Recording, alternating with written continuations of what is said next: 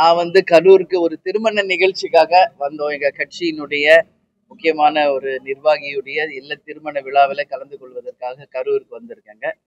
அந்த வகையில நேத்து திருமணம் நல்லபடியாக முடிந்தது. நேத்தே நீங்க எல்லாரும் பிரஸ் அங்க இருந்தீங்க. பட் ஓவர் சவுண்ட் அங்க, அதனாலதான் நான் தனியா உங்களுக்கு பிரஸ் மீட் கொடுக்குறேன்னு சொன்னேன். கேளுங்க உங்க கேள்விகளை.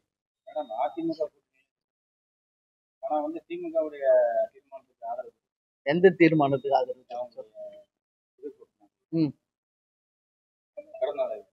பிறந்த நாள் இல்லை, அவங்களுடைய செயற்குழு பொதுக்குழுல கேப்டனுக்கு அவங்க அஞ்சலி செலுத்தினாங்க. அது ஒரு அரசியல் நாகரிகங்க. அரசியல் நாகரிகமே இருக்கக்கூடாதா சொல்லுங்க? அரசியல் நாகரிகம் அது. ஒருத்தருக்கு பிறந்த நாள் வாழ்த்து சொல்றது, நமக்காக இரங்கல் தீர்மானம் நிறைவேற்றும் போது ஒரு நன்றி சொல்வது எல்லாமே அரசியல் நாகரிகம். அந்த வகையில தான் அதை நம்ம சொல்லியிருக்கோம். முதல்வர் அவர்களுமே என்னுடைய பிறந்தநாள் அன்னைக்கு அவர் தொலைபேசியில தொடர்பு கொண்டு வாழ்த்து சொன்னாரு. அவர் மட்டும் இல்ல, அண்ணன் எடப்பாடியார், அதே மாதிரி அண்ணாமலை, தமிழிசை சவுந்தரராஜன், இந்த மாதிரி தமிழ்நாட்டில் இருக்கிற முக்கிய தலைவர்கள் எல்லாமே என்னுடைய பிறந்தநாளுக்கும் வாழ்த்து சொல்லியிருக்காங்க. அவங்க பிறந்தநாளுக்கு வாழ்த்து சொல்வதும், இந்த மாதிரி தீர்மானங்கள் நிறைவேற்றும் போது ஒரு நன்றி சொல்வதும் அரசியல் மாண்பு, மரபு, நாகரிகம். வேறங்க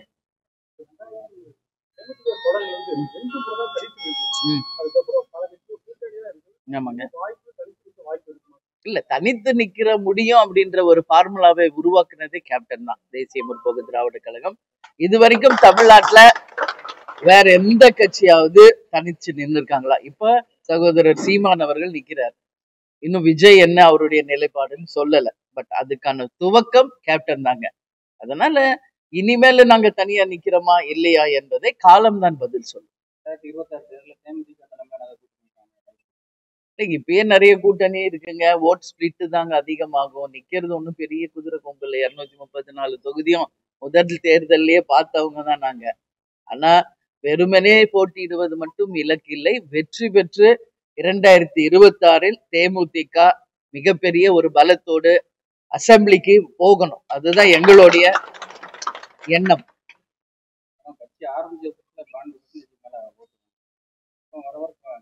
அப்படி கிடையாது, வர வர குறையுதுன்னு நீங்க வேணா சொல்லலாம். அப்ப நாங்க 234 தொகுதியில நின்ன பர்சன்டேஜ இப்ப நீங்க சொல்றீங்க 8.33 ஃபர்ஸ்ட் தேர்தலையும், அப்புறம் எம்பி எலெக்ஷன்ல 2009ல 10.33 வாங்கினது. நாங்க அனைத்து இப்போ 234லயும் நம்ம அசம்பிளிக்கு நின்னோம், 40 தொகுதியிலயும் பாராளுமன்றத்துல நின்னோம். அந்த பர்சன்டேஜ இப்ப நாங்க நிக்கிற தொகுதியோட நீங்க கம்பேர் பண்றீங்க. முதல்ல கம்பேரிசனே ராங், புரியுதுங்களா? 40 தொகுதியில நின்னதையும் 4 தொகுதியில நிக்கிறதையும் நீங்க கம்பேர் பண்றீங்க. 234 தொகுதியில நின்னதையும் அதுக்கு அடுத்து நிக்கிறதையும் கம்பேர் பண்றீங்க. இப்ப நாங்க நிக்கிற தொகுதியை மட்டுமே வச்சு நீங்க பர்சன்டேஜ் சொல்றீங்க. எங்களுடைய வாக்குகள் மற்ற தொகுதிகளில் கூட்டணியில இருக்கிறவங்களுக்கு செல்லுதே, ஏன் அது கணக்கில் எடுக்க மாட்டேங்கிறீங்க? ஸோ அது கம்பேரிசன் இட்ஸ் வெரி வெரி ராங்குங்க. அப்படி கிடையாது. எங்களுடைய ஓட் பேங்க் அப்படிதான் இருக்கு. இன்னும் நீங்க கிளை கழகங்கள் வரைக்கும் போய் பாருங்க. எல்லா தமிழகம் முழுவதும் எல்லா இடத்திலும் பூத் கமிட்டிகளை போட்டு ஆண்ட கட்சிக்கும் ஆளும் கட்சிக்கும் சரி நிகராக நிற்கின்ற ஒரே கட்சியாக இன்னைக்கும் தேமுதிக இருக்கு. அதுல மாற்று கருத்து கிடையாது. இன்னைக்கும் BL2 ஃபார்ம் நாங்க ஃபில் பண்ணி கலெக்டர்கிட்ட கொடுத்துட்டோம். 234 தொகுதிக்கும் நான் இன்னும் 2-3 நாள்ல ஒரு மீட்டிங் தலைமை கழகத்துல இருக்குங்க. 234 தொகுதிகளுக்கும் மண்டல பொறுப்பாளர், மாவட்ட பொறுப்பாளர், தொகுதி பொறுப்பாளர், மாவட்ட செயலாளர்களோடு இணைந்து மிகப்பெரிய ஒரு ஆலோசனை கூட்டம் 4 நாட்களுக்கு சென்னையில நடக்க இருக்கிறது. எனவே நாங்கள் தயாராக இருக்கிறோம் தேர்தலுக்கு. எதுங்க? இது போய் விஜய் கிட்ட தான் நீங்க கேட்கணும், எங்க கிட்ட கேட்க கூடாது. நாங்க கட்சி ஆரம்பிச்சு 20 வருஷம் ஆயிடுச்சு, சரிங்களா? எங்க கிட்ட நீங்க கேட்கணும், விஜய் கிட்ட போய் கேளு.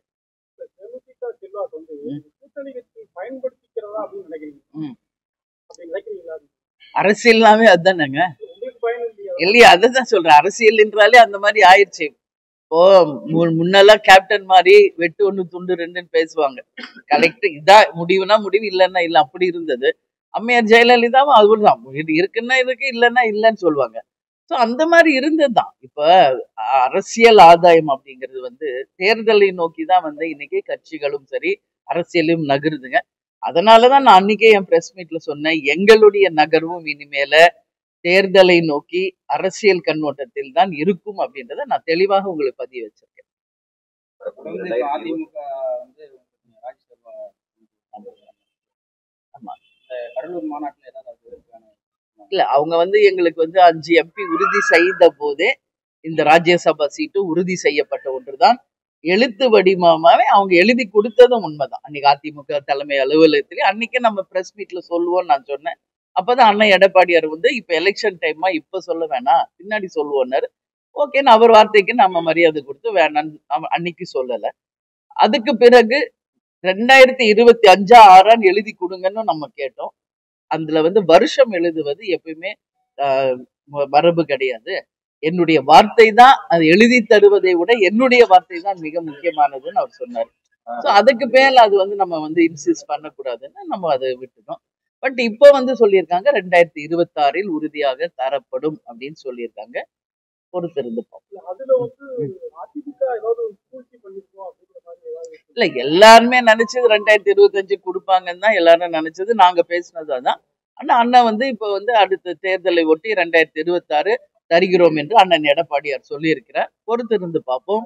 பொறுமை பொறுத்தவர் பூமி ஆழ்வார். புரியுதுங்களா? நல்ல பொறுமையா இருப்போம். பொறுத்தார் பூமி ஆழ்வாருங்க. இல்ல, நம்ம வந்து இது கடலூர்ல வந்து ஜனவரி 9ஆம் தேதிங்க மாநாடு வச்சிருக்கோங்க. அந்த மாநாடுல உங்களுக்கு மிகப்பெரிய அறிவிப்புகள் எல்லாமே தெளிவாயிரும். அதுல இருந்து தேர்தல் பணி மட்டும்தான் இருக்கும்.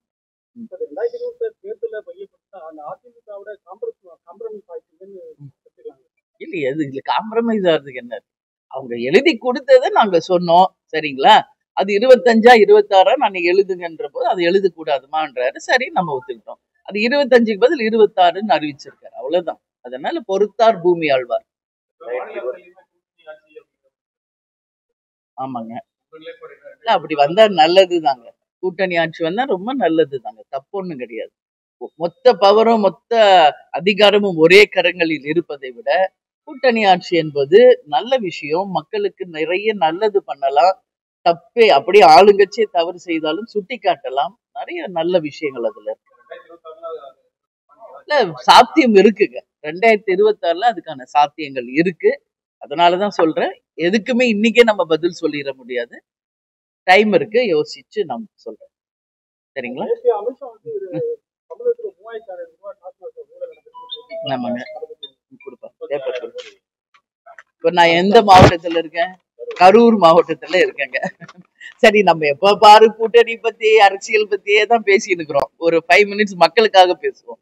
ஏன்னா அதுதாங்க முக்கியம். இன்னைக்கு மக்களுக்காக பேசணும், மக்களுக்கு நல்லது நடக்கணும். அதுதான் மெயின் அரசியல்ல. பட் நம்ம தமிழ்நாடு எப்படி ஆயிடுச்சுன்னா வெறும் கூட்டணி அப்புறம் தேர்தல் இதை நோக்கியே போகுது. அது ரொம்ப ஒரு தவறான ஒரு விஷயம். வந்தா அட்லீஸ்ட் மக்கள் கேள்வி நீங்க கொஞ்சம் கேட்கணும்னு நான் சொல்றேன். இன்னைக்கு நான் கரூர்ல இருக்க மிக முக்கியமான ஒரு 4 கருத்தை சொல்றேன். இங்க யார் அமைச்சரா இருந்தார்? மிஸ்டர் செந்தில் பாலாஜி. உலகத்துக்கு தெரிஞ்ச விஷயம். இன்னைக்கு வந்துங்க மணல் கொள்ளை மிக மிக மோசமாக நடக்கிற ஒரு மாவட்டமாக கரூர் மாவட்டம் இருக்குங்க. இன்னைக்கும் 17 டாரஸ் லாரிகள் குடிச்சு வச்சிருக்காங்க. அப்போ இன்னைக்கு எதிர்காலத்துக்கு தமிழ்நாட்டுக்கு நம்ம என்ன கொடுக்குறோம் அப்படின்ற ஒரு கேள்வி இருக்குங்க. இப்போ இருக்கிற மணலை மொத்தம் கொடுத்த அளவை விட நீங்க அள்ளி அள்ளி விற்பனை செய்து கொண்டே இருந்தால் வருங்கால தமிழ்நாட்டுக்கு வருங்கால சன்னதிக்கு என்ன மக்களுக்கு இந்த அரசுகள் விட்டு செல்றாங்கன்ற கேள்வி ஒரு மிகப்பெரிய கேள்வி. அதே மாதிரி டாஸ்மாக் பத்தி நீங்க கேட்டீங்க. இங்க ராத்திரி ஆனாலும் பகல் ஆனாலும் 24 மணி நேரமும் டாஸ்மாக் விற்பனை மிக மிக மோசமாக இங்க கரூர் மாவட்டத்தில் நடப்பதாக ஒரு செய்தி வந்திருக்கு. அதே மாதிரி பழைய பஸ் ஸ்டாண்டு புதிய பஸ் ஸ்டாண்டுன்னு மாத்தி ஒரு மிகப்பெரிய குழப்பம் நிலவுகிறது.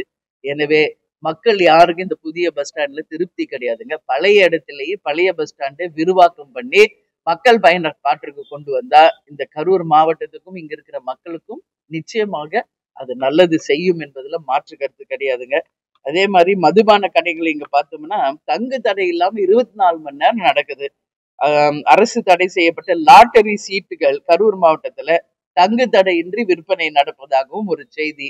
அதனால லாட்டரி வந்து தடைன்றோம், அப்ப எப்படி விற்பனை நடக்குது? டாஸ்மாக்கு வந்து குறிப்பிட்ட டைம் தான் பிக்ஸ் பண்றாங்க கவர்மெண்ட்.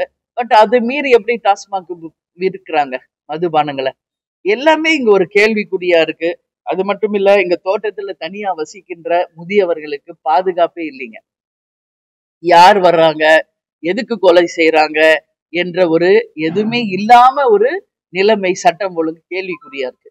அப்ப முதியவர்களுக்கும் தனியாக தோட்டத்துல தங்குபவர்களுக்கு என்ன பாதுகாப்பு இந்த அரசு உருவாக்கி இருக்கிறது என்று மக்கள் கேள்வியை இந்த நேரத்துல நான் அரசாங்கத்துக்கிட்ட நான் கேட்கிறேன். உரிய பாதுகாப்பு கொடுத்து நிச்சயமாக மக்களை காக்க வேண்டியது இந்த அரசினுடைய கடமைங்க. அதே மாதிரி இங்க கனிம வள கொள்ளையும் மிக மோசமா இருக்கு. அதுவும் உடனடியாக தடுக்கப்படணும் என்பதுல மாற்று கருத்து கிடையாதுங்க. ஸோ இது எல்லாமே வந்து கரூர் மாவட்டத்தின் சார்பாக, இந்த மக்கள் சார்பாக நான் வந்து உங்க பத்திரிகையாளர் முன்னாடி இந்த கேள்விகளை வைக்கிறேன். உடனடியாக தமிழக அரசும் முதல்வர் அவர்களும் நான் சொன்ன இந்த அத்தனையும் உடனடியாக சரி செய்து இன்னும் இருக்கின்ற 6-7 மாசத்துல தமிழக மக்களுக்கு நல்லது செய்யணும்னு சொல்லி நான் கேட்டுக்கிறேன். ஓகே, நன்றி நன்றி, சந்தோஷம்.